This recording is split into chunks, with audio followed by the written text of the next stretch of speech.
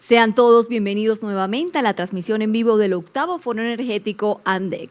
Continuamos con nuestra agenda y le damos la palabra en este segundo bloque de intervenciones al doctor Juan Benavides, investigador de FEDesarrollo. Juan Benavides es PhD en Economía Minera de Penn State University. Ha sido vicedecano de investigación de la Facultad de Ingeniería y director del Centro Interdisciplinario de Estudios sobre el Desarrollo de la Universidad de los Andes. Ha sido asesor de la Comisión de Regulación de Energía y Gas, CREG. Fue especialista senior de infraestructura del Banco Interamericano de Desarrollo BID en Washington. Ha publicado artículos en revistas indexadas como IEE Transactions and Power Systems, Journal of Construction Engineering and Management, Journal of Regulatory Economics, Resource and Energy Economics, Journal of Regional Science, Global Economy Journal y Journal of Business Research. Ha editado libros y ha escrito capítulos de libros en Stanford University Press, the Johns Hopkins University Press y el BID, entre otros.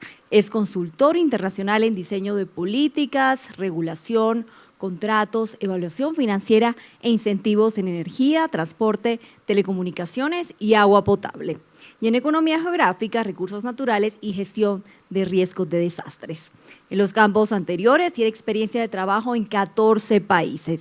Hace parte del Consejo de Estructuración de la Agencia Nacional de Infraestructura, ANI. Bienvenido, doctor Juan, ya adelante. Muchas gracias, muy amables por la invitación a este evento tan importante, en el cual deseo dar unos comentarios sobre lo que yo llamo transición energética contextualizada, que se basa en parte en un par de artículos que escribí en los meses anteriores en la revista Portafolio, en los cuales discuto cuál puede ser la política en el contexto de un país como Colombia, que tiene unas peculiaridades tanto en oferta como en exportación como en consumo. Entonces, quiero confirmar primero si se escucha y se ve bien. Perfecto, señor. Muy bien, muy bien. Entonces, pasemos entonces al tema. Primero que todo, vamos a dar un contexto, unas 4 slides de contexto. La transición energética a nivel global se desenvuelve en medio de las siguientes circunstancias. Primero, hay unos impactos de cambio climático que ya empiezan a ser notorios.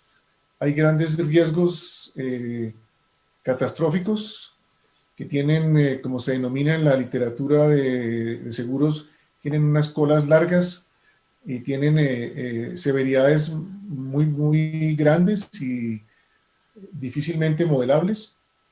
Hay un avance tecnológico, comillas, inatajable o inevitable en fuentes no convencionales de energías renovables, dada una ley empírica de curva de aprendizaje en el cual cada duplicación en la capacidad instalada mundial en parques eólicos, fotovoltaicos y en baterías lleva en cada una de estas tecnologías a una reducción que puede oscilar dependiendo de la tecnología, entre 12 y 15%. Y hay además en este primer slide unos nuevos modelos de negocios financiados por capital privado e intensivos en inteligencia de datos, tales como las plantas virtuales de potencia, de las cuales una de las más conocidas y publicitadas está en Alemania, Next Kraftwerke. Ustedes pueden entrar a la página web de ellos, donde se dan cuenta cómo funciona. Existe además una profunda convergencia entre digitalización, descentralización y electrificación de procesos. Cada vez más la provisión de energía con nuevas fuentes es algo cada vez más tecnológico, que lo empieza a asemejar un poco a las telecomunicaciones.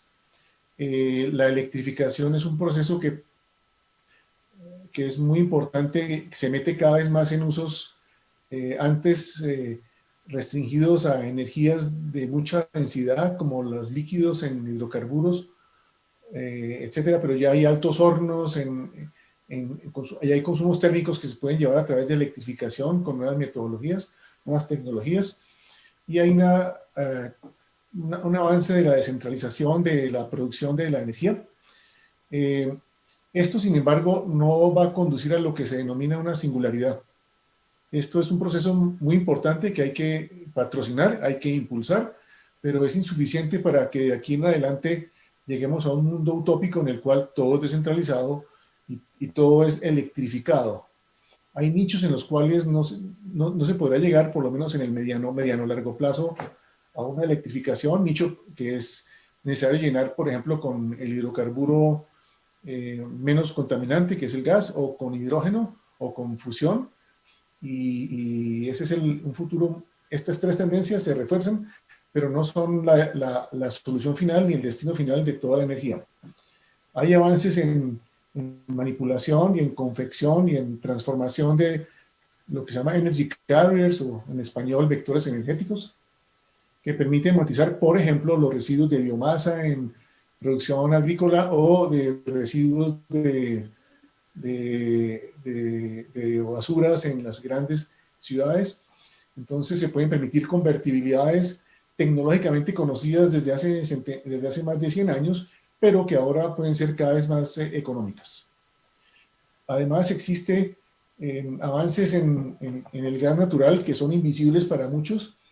Hay una flota de tanqueros mucho más grande, se ha cuadruplicado en 2 décadas. Hay nuevas rutas de comercio mundial de gas por la ampliación del Canal de Panamá desde hace unos 5 años.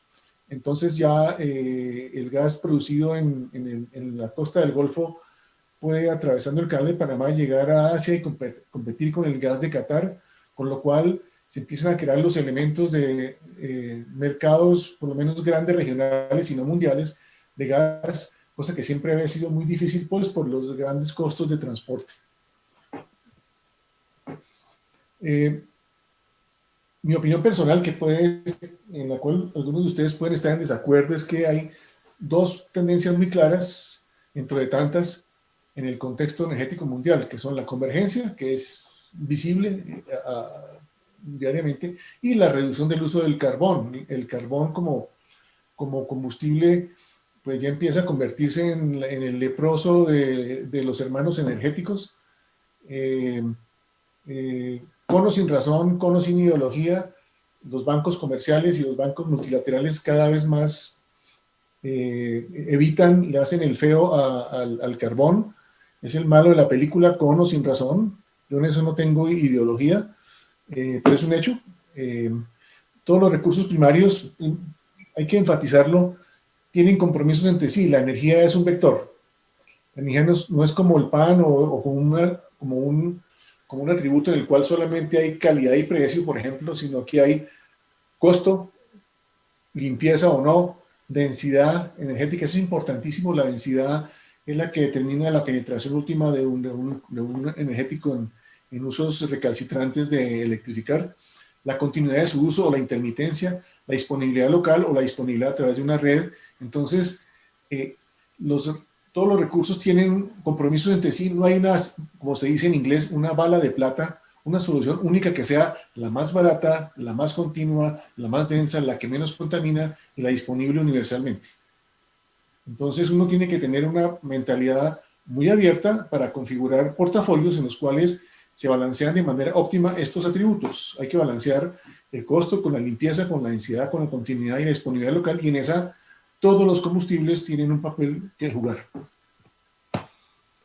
Ese es el contexto internacional. Mire, pasemos al contexto colombiano. Mi tesis es bastante dura. Es que cumplir con los compromisos internacionales de descarbonización comprometería el crecimiento de la economía colombiana en su versión última. La versión última es que a final del año pasado el gobierno se ha comprometido en reducir cerca del 51% del consumo en 2020 para llegar en el 2030. Entonces vamos a hacer unas cuentas de servilleta para mostrar la plausibilidad de esta meta. En el 2019 nuestro consumo de energía fue en un 0.32% del total mundial, que si comparamos con la participación de la población del planeta es casi la mitad. En ese mismo año nuestras emisiones fueron de 1.74 toneladas de CO2 por equivalente por habitante, mientras que en países industrializados de Europa como Suecia, Alemania y España, estos son 3 veces hasta pues 3 a 4 veces mucho más grande que respectivamente. Esto no es para decir que tenemos que contaminar más, sino para decir que el punto de partida de Colombia es el anhelado punto de llegada por los países que contaminan. Entonces ya estamos de alguna forma 20 años adelante en las metas que otros países están tratando de lograr. Somos magros en energía y en emisiones porque venimos de una estructura productiva modesta y de un ingreso per cápita bajo que inhibe el uso en lo que reduce pues, los consumos en electricidad, por ejemplo. No hay tanto aire acondicionado como el que mereceríamos tener en tierras cálidas. Nuestro consumo de electricidad, que es mil y pico de kilovatios hora al año por habitante, es 10 veces menos que el de Canadá. Entonces uno dice, es que Canadá tiene pues el invierno, etcétera, pero aquí también tenemos los veranos. Miremos con esta cuenta de servilletas si el 51% de reducciones tiene sentido. Entonces asumamos que el PIB va a crecer 4% anual durante la próxima década, una estimación levemente optimista, post-pandemia. Y actualmente la intensidad de CO2 equivalente con respecto al PIB es de 0.12 toneladas por cada $1.000 de PIB. Asumamos que vamos a llegar en una década a 0.08, es decir, una reducción casi del 30 y pico por ciento. Ese nivel está elegido para que se parezca al nivel de Suecia en 2019, país que se encuentra en lo que llamamos en economía ambiental la curva ambiental de Kutz. Es una curva U invertida en la cual tenemos el PIB en la horizontal y en la vertical los daños ambientales. Es una U invertida. Entonces, cuando un país es muy pobre, pues contamina poco, y cuando un país es muy rico, contamina poco también, porque es capaz de eliminar y utilizar tecnologías cada vez más limpias. Entonces, para llegar de un punto a otro, pues hay una U invertida. Muy bien. Entonces, con esa tasa de crecimiento del 4% anual, el PIB pasaría de 265.000 millones a 390.000 millones. Y las emisiones, con esas intensidades de cambio que acabo de proponer, pasando de 0.12 a 0.08, pasarían de 291 a 313 millones de toneladas equivalentes. Entonces, en 10 años el PIB aumentaría un 48% y tendríamos un aumento modesto de las emisiones de un casi 8%, con una senda reducción de intensidad de emisiones igual a la de Suecia en los últimos 15 años.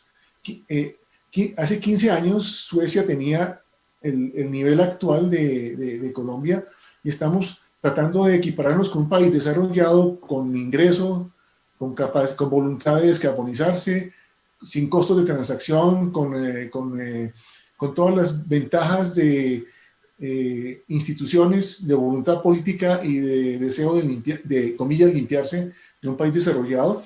Entonces le he impuesto esa severa comparación para ver qué pasaría con nosotros. Entonces, si nosotros hiciéramos el esfuerzo de Suecia, un país que es de esas características, pues aumentaríamos las emisiones. No las reduciríamos en 51%, sino las aumentaríamos 7.4%. Entonces miremos por dónde hay posibilidad de bajarlo, o dónde está el problema. Las actividades de agricultura, silvicultura y otros usos de la tierra responden por un poco más de la mitad de las emisiones de CO2 equivalente, mientras que la producción y uso de energía responde por un 35%. Entonces, pues al puro ojo ya entendemos que el problema está no en el sector de energía, sino en otros sectores, pero entendemos por todo lo que vemos, por los paros, por todo, que es un problema distribuido, con baja gobernanza, con presencia de grupos ilegales. La deforestación es terrible en las zonas más remotas por la presencia de toda suerte de grupos ilegales en la madera o en demás actividades ilegales, la minería del oro. Entonces, pues, vemos que resolver el problema es muy difícil desde el punto de vista de las emisiones, y es más fácil clavarle la mano al sector de energía, que es el sector más visible y más civilizado. Vamos a hablar de cuál sería una política energética para la transición. Si queremos hablar de transición, yo creo que hay que partir de una perspectiva: qué problemas tenemos que resolver y qué oportunidades capitalizar, y calcular costos y beneficios, sobre todo lo último. toda intervención que debamos hacer no solamente debe ser costo eficiente, sino agregar valor a la economía colombiana. El país tiene, aquí estamos dando una caracterización muy apretada del país. Primero, ingresos fiscales modestos, comprobado pues por el problema con la actual reforma tributaria, que no alcanzan los ingresos para cubrir las inmensas necesidades de cubrir gasto social imperativo. Un bajo consumo de energía inferior al promedio latinoamericano, como ya comenté. Unas bajas emisiones de gases de efecto invernadero. También exportamos carbón y petróleo. O sea, a diferencia de un país europeo que importa carbón y que además tiene un consumo, por ejemplo, en termoelectricidad basado en carbón, nosotros no tenemos eso. Es óptimo para un país europeo y luce como virtuoso un país europeo, pues reduciendo sus importaciones de carbón y además vendiendo la tecnología de energías renovables. Es muy bueno, no está mal, pero es más, comillas, más fácil. Nosotros no tenemos esa facilidad porque nosotros simplemente no podemos decir acabemos con el carbón y el petróleo unilateralmente, sería un autogol terrible. Dejar de percibir las rentas y los ingresos fiscales que el gobierno deriva de eso, que son más del 20%. Tenemos un riesgo de desabastecimiento eléctrico por una baja diversificación de sus fuentes de generación. Yo tengo un artículo bastante detallado donde hablo de la historia de lo que se llama lock-in tecnológico y cómo los instrumentos como el cargo por confiabilidad pues han sido en la historia un instrumento paradójico porque la ausencia de energía firme causada por las fluctuaciones de la hidroelectricidad se está resolviendo añadiendo más plantas hidroeléctricas en las mismas cuencas hidrográficas, o sea, correlacionadas positivamente, o sea, que no diversifica y aumenta el riesgo sistémico. Y el país tiene pues un potencial exportador de soluciones tecnológicas en instrumentación y equipos. Esta es una caracterización apretada del país. Entonces, pues mi política consiste en evitar dos tentaciones por crear reputación verde. La podemos crear, pero no a costa de no crear valor. La primera tentación es endeudarse para financiar proyectos de reconversión de transporte e industria con costos superiores a los beneficios. Esto ya hay ejemplos en Europa. En Francia, por ejemplo, se ensayó un programa muy exitoso de reducción de emisiones en transporte, cambiando a tecnologías más eficientes también de combustión interna. Entonces ahí se logró un éxito en reducción de CO2, pero la relación costo-beneficio fue costo-beneficio, donde costo es el numerador y beneficio el denominador, 6:1. Es decir, se destruyó valor. Por cada peso que se ganó, se tuvieron que invertir 6. Entonces, pues uno tiene que buscar proyectos que tengan, además de que sean virtuosos en reducción de carbono, deben crear valor económico, si no, pues no tenemos la plata para hacerlo. Segunda tentación es promover un exceso de oferta de energías renovables no convencionales en el mercado eléctrico, con lo cual encallamos inversiones todavía funcionales. Como este es un país sin grandes recursos, no estamos en Dinamarca, en el cual con fondos públicos se pueden financiar de la noche a la mañana todas y cada una de las calderas, todos y cada uno de los hornos, etcétera, para convertirlos en hornos más limpios o eléctricos. No tenemos eso y la transición energética es en el fondo una velocidad también de agotamiento y de amortización de inversiones todavía funcionales porque no tenemos la plata, a no ser que nos la regalen, para reconvertir también nuestras formas de consumo final. En ambos casos, esas dos tentaciones reducirían la tasa de crecimiento del PIB. Y yo pues digo que bajar las emisiones en 51% en una década equivale a bajar las calorías de la dieta en primera infancia para disminuir el promedio de sobrepeso de la población. ¿Qué propuestas finalmente tengo yo? Primero, hay que promover el consumo de energía, sea limpia, ojalá, para aumentar el crecimiento y el bienestar. Tenemos que duplicar por lo menos el consumo del per cápita en 2 décadas, para pasar de un índice de desarrollo humano un poco superior a 0.7. El migrar hacia una planificación integrada de recursos, que es la nueva forma de planificar, que seguramente la UME debería adoptar, para no trabajar con portafolios de mínimo costo, porque eso no refleja la realidad de la energía, que repito, es multiatributo. Hay que buscar también el riesgo de abastecimiento, hay que mirar la continuidad, hay que mirar otros atributos, y con esa planificación integrada podemos darle una cabida a todos los hidrocarburos que tenga sentido meter, lo cual es consistente con el tercer punto, que es aumentar la generación con gas doméstico, combustible que tiene versatilidad y modularidad para añadir firmeza y operación segura. Esto lo trabaja pues el documento de flagship, de energía flagship del Banco Mundial de hace un par de años, del cual yo fui autor coautor del capítulo de gas, en el cual pues si uno mete otros 5.000 megavatios de renovables, eso está muy bien, no tengo problema, pero en algún momento en el 2027 o 2028, con un cálculo de servilleta, hay que meter más de 1.500 megavatios de energía firme para poder atender además las puntas. Eso no lo da la energía intermitente, que está bien. Yo no tengo ideología con respecto a las tecnologías, todas tienen un papel para jugar, pero ninguna es una solución única. Hay que tener una regulación experimental que permita la introducción de nuevos negocios y proponíamos algo que se denominó la misión de los sabios, del cual participé en Hombre Antipático. Propusimos la creación de un centro para la transición energética que tiene su plan de negocios acá, estilo Canvas. Creemos que hay en Colombia potencial de exportación. Colombia, la máxima contribución a la transición energética internacional radica no tanto en reducir sus consumos que son bajos ya, o sus emisiones que son bajas ya, sino exportarle a los países latinoamericanos, a la América subtropical y tropical, tecnologías de biorefinerías en biomasa, exportar tecnologías de instrumentación electrónica de potencia, medidores inteligentes que puedan adaptarse a la humedad, a los hongos y a las características tropicales, etc. Entonces, pues creo que esto es importante de impulsar un centro de transición que le dé cabida a todas las tecnologías y que se enfoque en parte a demostrar que tenemos necesidades de portafolio y que podemos tener una industria de exportación. Entonces ahí termino mi intervención, bastante sintética, y con mucho gusto quedo abierto a no sé cuál sea la dinámica que ustedes han definido para estas sesiones, quedo abierto para discusión, comentarios, etcétera.